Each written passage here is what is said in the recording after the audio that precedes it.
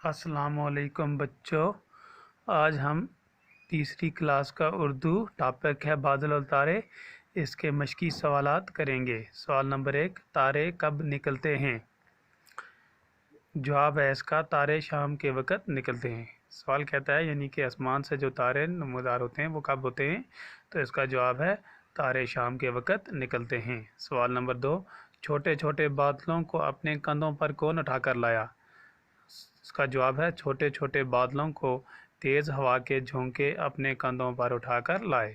सवाल नंबर 3 है, आंख मचोली खेलते हुए बच्चे किसको कहा गया है?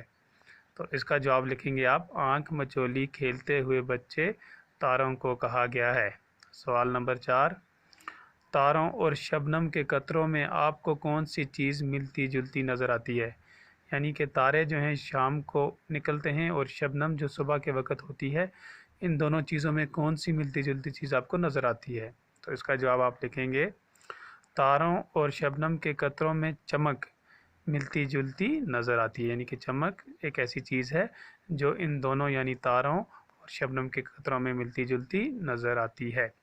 सवाल नंबर 5 है इसका, ये नज़म किस शायर ने लिखी है? यानी कि इस नज़म को किसने लिखा है? ये नज़म तलूक चंद मरहूम ने लिखी है। तो ये थे आपके 5 सवाल जो मैंने आपको करवाए। ये आप अपनी उर्दू की फेर कापी पे अच्छी तरह से लिखेंगे।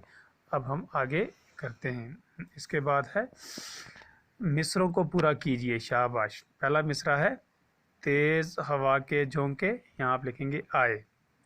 आंख मचोली गली गली में, इस तरह लिखेंगे इसको, जीम पार्ट। खेल रहे हों जैसे बच्चे, शाबाश। इधर मैं लिखूंगा जैसे, जीम ये से, जैसे बच्चे। या शबनम के कतरे चमकें, ठीक।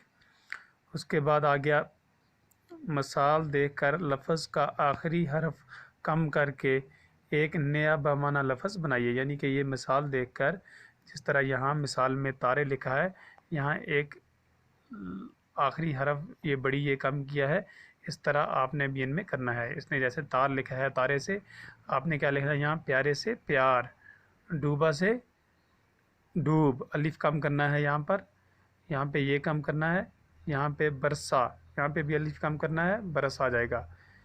निकला, अलिफ कम करना है, निकल आ जाएगा। तो शाबाश, ये था आपका बादल और तारों के सवाल। और ये आगे मशक ये मैंने आपको करवाई, इसको आप अपनी कॉपी पे अच्छी तरह से लिखेंगे। कल हम आगे पढ़ेंगे। शुक्रिया।